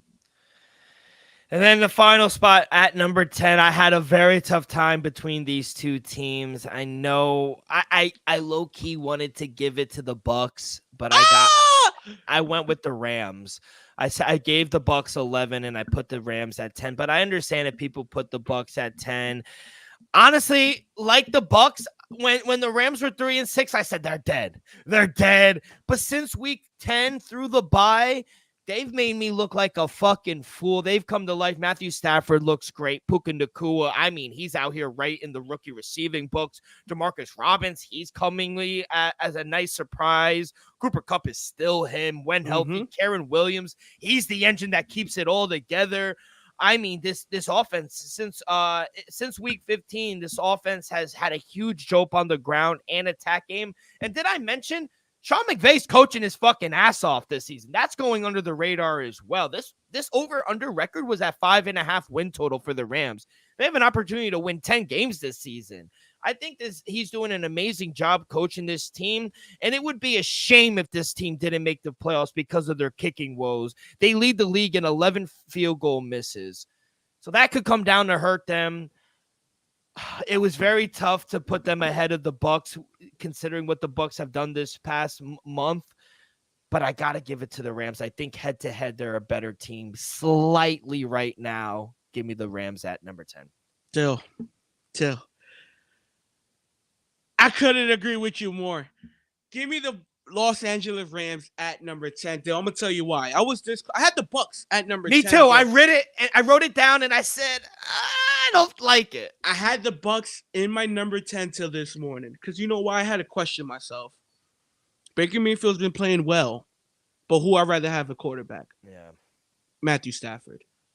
Rashad White's been playing well, but Karen Williams just leads second in the NFL in rushing yards. Yeah. And he missed a couple of games, and he's still second in rushing yards. I love Mike Evans. I like Chris Godwin a lot. But I'd rather have Cooper Kupp and Nacua. Yeah. Personally. Personally. And then on the defensive side, I love Levante Davis, Shaq Barrett, Devin White, Peter Vea in the front end. But give me Aaron Donald and those young bulls in the secondary deal. I just like the team a little more. Like you said, head to head, who winning the game? I think the Rams win the game. But Baker Mayfield and the Bucks, they got to be respected. I'm gonna say 10.5. But number 10 is the Rams. And I think coaching, I know I gave him shit, but I think Sean McVay is a better coach than Todd Bowles as well. Yeah. But yeah, McVay is the offensive mind.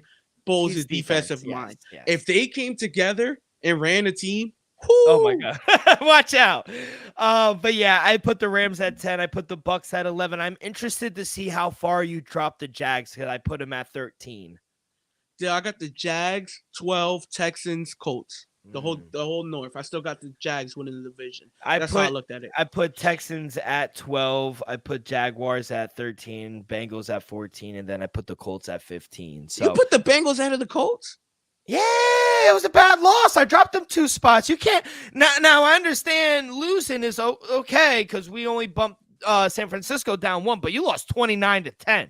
Like it Yeah, wasn't but just the the loss. Bengals got blown out too. Yeah, but it was again. I think that was more of a fluke. If I'm being honest, I trust the Bengals a little more than I do the Colts right now. If I'm being honest, so yeah, I don't think it was that bad. And I give them a pass. They were without their best receiver in Jamar Chase as well. So I think the Pittsburgh defense had a little better of a day. But I'm glad. For shockingly, I think this was the most common we were aligned. Yeah, ever. Possibly Yeah. ever. Possibly ever. But yeah. The only thing that really was still You dropped the Cowboys a little lower than I did. I had Cowboys at 6. And- I think you had them at 8. and I got the Browns at 6. I think that's Yeah. really what's the difference. And then you got the Eagles at 4. I got Lions at 4. Exactly. So besides those 3 things, I think we're pretty aligned in our power rankings. So I think everything's evening up as we're gear up to the end of the season. But let's get into these picks. Thursday night football, last Thursday night game of the season. We start week 7 in Cleveland where the Browns are hosting the New York Jets. Browns laying 7.5 right now. Over under is at 34.5. One of the lowest totals on the board. You got 2 top 5 defenses going at it. Should be a very close game, I think. Plus 290 for Trevor Siemian in the New York Jets. We'll start with the side. Gonna lay the 7.5 with Joe Flacco. Revenge game. Still, when the over-under is sitting under 35, take the points. Give me the New York Jets plus 7.5. Deal, like you said, top 5 defenses. We spoke about it earlier. Joe Flacco is gonna sing up a deal. What he will do, he's gonna turn the ball over once or twice. He's gonna give it up, maybe to Sauce, maybe to one of the linebackers, but he will turn the ball over, Dill. And I think that's how the Jets stay in the game, Dill. I think the Jets lose this game. I'm gonna say 20-14. So they cover the points. I think Joe Flacco and Amari Cooper does enough. The offense, Dill. I just feel like Joe Flacco is just gonna lead them. It's gonna be a nip and tuck game, and then fourth quarter comes. Joe Flacco's gonna do Joe Flacco-ish things, like he does in late December. And he's just gonna win the game, possibly on a walk-off touchdown or field goal. Yeah, so before they played over Christmas weekend, the Browns were -5.5. Then it reopened to -7. Bounced around during the week. It's around 7.5 right now. So money is coming in on the Browns. I do think they are the right side. I think. You know what it is? We mentioned it. When you take, we usually take the points when it's a low scoring game. It's at 34.5 right now. On a short week for the Jets against arguably the best defense in football right now. They have, let me see, total defense. The Browns are number 1. Browns have the best defense. Chiefs at number 2 and Jets at 3. Jets have a good defense as well. I do agree. I lean under. I think it's like a 16-10 game, maybe. The Browns win. I lean Jets taking the points. I just worry that the Jets can't do this 2 weeks in a row, especially with Trevor Siemian. I think Myles Garrett they're going to have a fit with Trevor Siemian. I think he's going to be sacked against a very bad offensive line. I just don't know if Breece Hall will be able to run the ball like that. Hopefully Garrett Wilson has a good game, but I just think the Jets might struggle to they put up 30 points. Like, that's an anomaly. I just don't see the Jets being able to put up 30 points. I have a hard time seeing them put up 2 touchdowns, 14 points. So I would lean the Jets team total under 14. I see it at 14.5. I would lean under there. I don't think the Jets scored 2 touchdowns, but I lean under as well. 2 top 5 defenses who are very stingy, great in the red zone as well. I think points are going to be hard to come by. I think regardless of how good Joe Flacco has looked throwing the ball, I think Amari Cooper, Elijah Moore, Donovan Peoples-Jones, I think they have a tough matchup against arguably one of the best secondaries in the league. Right now, the Jets passing defense is second in the league. They only allow 167 yards per game. The Browns 160 at one. This is arguably the two best defenses in the league going at it. So I lean under. How about you for the total? Dill, I said 20-14, Dill, so that's the under. That's 34. That's under 34 and a half. They'll gotta go with it. Just like you said, I don't see the Jets offense putting up a ton of points. Can they get good field position a couple times off of turnovers? Maybe. Absolutely. But can they could those lead to touchdowns? No, not field goals. That's the question, Dale. So I think it goes under. I'm not gonna go with it officially, but I do think the Browns find themselves anywhere from 20-24, and the Jets anywhere from 10-14. Yeah, maybe you want to put them in a little same game parlay. The Browns money line, they've hit the money line in 7 of their last 8 home games, plus 865 return on investment. So they usually win at home. I don't know about covering, but maybe if you're into that sort of thing, a same game parlay. Now, let's go to the player prop market. There are some guys we can take advantage on. Amari Cooper, David Njoku, Garrett Wilson, Breece Hall, even Joe Flacco, even over 1.5 touchdown passes. I think he can do it. I know it's a tough defense, but he's slinging the ball. Any in the player prop market that you got your eye on? Dill, I think this number is just flat out disrespectful. Give me Amari Cooper over 58.5 receiving yards in the game. This man had 15 targets last week. He's going to get at least another 10, 12. I understand the Jets, passing defense, one of the best in the National Football League, deal. But at 58.5, this man put up 260 last week.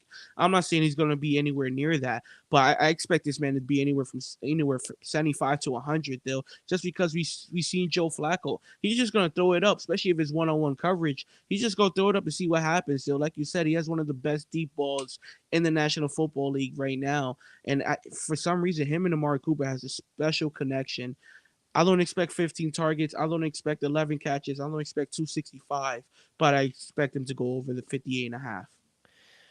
I'm going to stray away from the receivers, like the wideouts for the Browns, because like I said, I do think they have a tough matchup against our secondary.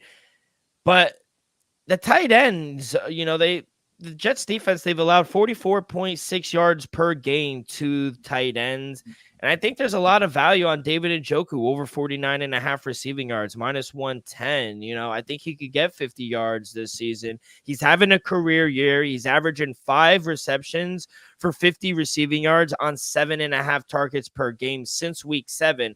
And he's had no fewer than 6 targets per game. And he's only had 1 less than 4 receptions this season. So he's gone over 49.5 receiving yards 7 times this season, with 7 coming since week 7. Since Joe Flacco took over in week 13, Njoku's averaging 6 receptions and 64 yards on 9 targets per game. Jets, they've allowed at least 50 receiving yards to tight ends in 7 games this season, including the last 3 of 4. So I don't know how I feel about Amari Cooper, just because I think Sauce will keep him in check. I think I like David Njoku a little more, so that's why I went towards a tight end. I got one more Cleveland Brown that I like. Anything else on your end, kid? No, that's it. Those are my 2 official plays for the game. All right, I'm going to go to running back Jermaine Ford. Anytime touchdown plus 130. The Jets, they're 10th in EPA per rush on defense, and they've allowed 9 most rushing yards per game on 126. Teams could run the ball on the Jets. Passing is not so much. They've allowed 13 most rushing touchdowns in the season. And, he's been splitting the carries for most of the season with Kareem Hunt. But in recent weeks, I think he's kind of outpaced the veteran. The difference has been in his usage in the passing game, especially since Flacco took over in week 13. In 4 games with Joe Flacco, Ford, he has 57 touches to Kareem Hunt just 42. So Jermaine Ford, he scored at least 1 touchdown in he scored at 1 touchdown in 6 of his last 15 games. He had 1 last week. He had 2 of 4 in since week 13, since Joe Flacco became quarterback. I just think they use him more in the passing game than they do Kareem Hunt. So plus 130, I think there's pretty good odds. So give me Jermaine Ford anytime touchdown plus 130. And those are my 2 official plays. Anything that I missed, kid, from you? No, that's just about it. Yeah, that's everything though. That's All everybody. right. Good luck. Let's start week 17 strong. Only 2 weeks, like I said. We got some good matchups as well in week 17, like Cowboys, Lions, Dolphins, Ravens. So good luck. Let's start off with the winner. Okay, let's transition to the NBA. We talked about it for past week or two. There's a new record. The Detroit Pistons have lost 27 games in a row. I mean, that's actually impressive on how bad this team is. What is the number do they go until they win? Yeah, I'm gonna give them 5 more. I'm gonna say 32 losses. So that's I doubt somebody breaks that record.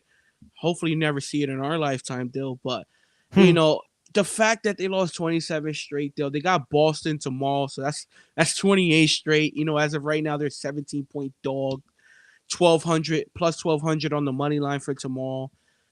It's worth a sprinkle, but to be honest, it's not. I wouldn't advise anybody to do it. I say they get to over 30 losses. Though. I mean, the next 5 games: Boston, at home against Toronto, on the road against Houston, on the road against Utah, on the road against Golden State. That's your 5. And then there's 6 games that you think they're going to win on the road in Denver. Don't know about that one. Then they play Sacramento. And then a game I think they could win at home against San Antonio. I think they could win that game. So 7 more games until possibly they win a game. But yeah, I feel bad for Monty Williams and crew. Overall, Christmas Day, I thought the games were pretty good. Luka continues to dominate Devin Booker. Good win for the Knicks as well. Good call on Boston. They took care of business as well. What else? Oh, we should have won Philadelphia. Heat, they win. No Embiid kind of fucked us, I thought. If Embiid played, we probably would have cashed. But overall, I thought Christmas NBA was really good. We got 6 games on the slate today, kid. What do you got? They only got 3 plays for today's slate. You know, let's just go at it real quick. Philadelphia 76 taking on the Orlando Magic, 7 o'clock start. Like you said, they'll no Joel Embiid. Give me the Orlando Magic -2 at home. You know, I just feel like without Joel Embiid, this team, the Philadelphia team, is just a little handicap. You know, they're missing the MVP. At the end, they take away the MVP from any team. Tell me how good they really are. At the end, they Magic. It's a young, good team. I expect to take care of business at home. Give me the -2, -106. Brooklyn Nets taking on the Milwaukee Bucks. The Nets +10 at home. Dill sucks at it. Over under sitting at 244. Dill. I don't know what happened. I guess Spencer Dinwiddie is ruled out. Dill. I took it early. I took the Bucks -4.5 this morning. As of right now, they're -10. I'm not gonna advise people to lay the -10 on the road, but the Nets are coming off a back-to-back. We did play the Detroit Pistons last night, beat them by 6. Didn't cover the 6.5. That sucked, but I like the Bucks at 4.5 for anybody that got it early. But still, I'm not going to advise anybody to lay the -10 on the road. And then last play of the night, 8:30 start. Cleveland Cavaliers taking on the Dallas Mavericks. Over under sitting at 231. Dill, give me the Dallas Mavericks. As of right now, they're -3. I took them -2.5. Give me the Dallas Mavericks -3. At the end of the day, Luka and company is just playing at a high level. You know, this Cleveland Cavaliers, they got the talent. They just haven't really been putting it together. And then at home, I just think the Mavericks take care of business. Give me the Mavericks -3. All right, I got 3 plays as well. I agree. I'm gonna take in Orlando -1.5 at home. I think without Embiid, I think this team is the better team right now. They lost 4 in a row last week, but they come back. They won a few in a row now. I think they continue at home. So I'm going to take Orlando -1.5. I'm going to take D'Anthony, Milton over 21.5 points, rebounds, and assists. And then my last play, I'm going to go to your Nets and Milwaukee game. I'm going to take the hot hand in Cameron Johnson over 14.5 points. I mean, he had 24 last night. He had 18 against Detroit in the first game. He had 17 against a good Denver team. He had 20 against the Knicks. I'm going to ride the hot hand. He's gone over this in 4 straight, and I think he serves a good matchup here without Spencer Dinwiddie. I think he's going to get more volume here. So give me Cameron Johnson over 14.5 points. And those are my NBA plays. No college plays for me. There's only 2 games on the slate, and just didn't want to force anything. Big odds as well. So there are a few college bowl games that I wanted to take and let you guys know my plays before we record on Monday or Saturday. I'm going to take Oklahoma State, the Cowboys, tonight on the money line against Texas A&M. I got them at underdogs about a few weeks ago. They're laying 3.5 right now. I still would take them at home. I'm going to take Oregon State against Notre Dame on Friday night, plus 6.5. I got it at plus 10.5. And then Ohio State. I know a lot of guys are sitting, but on principle, I'm an Ohio State fan. I got to lay the 2.5 against Missouri. So any bowl games that you're touching until the weekend, kid?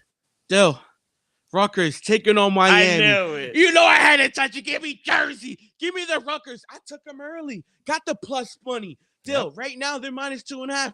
I'm going to lay them 2.5. Give me Rutgers and Jersey taking over Miami. And I think it's worth it if you do live in the Jersey area. Just drive over the bridge real quick. It's worth it. Put the bet in New York. We can't do it over here, but when I went to work last week, I did put in a Rutgers bet. I got it at plus money as well. I do think they'll win. So I'm pure, I guess, bias. We got to take the Scarlet Knights here and Greg Schiano. But Elvis, jam-packed episode. Thank you so much. Any last words before we get up out of here, kid? Nah, let's just have a great Thursday. Hopefully, fantasy purposes, Amari Cooper has another record day. Super Bowl week, baby. Let's have a great start of the week. Good luck in NBA. Good luck tomorrow, Thursday night football. Hopefully the Jets lose and don't fuck it up. Facts. That's going to do it for this Wednesday edition of the Dream Wager. On behalf of our sponsor, Viva Tequila, Elvis, myself. We'll see you guys. We're back to regular scheduled program Saturday. We'll recap Thursday night football. We'll give you our best bets for the weekend. So make sure you follow along our Instagram and X at the Dream Wager. You guys can find all of our episodes wherever you listen to podcasts, Apple Podcasts, Spotify, Stitcher. We go live every Wednesday, Saturday, and Sunday on YouTube, youtube.com/the Dream Wager. Hit that like button, subscribe, rate, give us a review, leave a comment on who you guys will be betting on this Thursday night football. All that good stuff really helps the show grow tremendously. So be a friend, tell a friend. Everyone have a great few days. Good luck on your wagers. Be safe, be well, and we will see you guys down the road. Peace.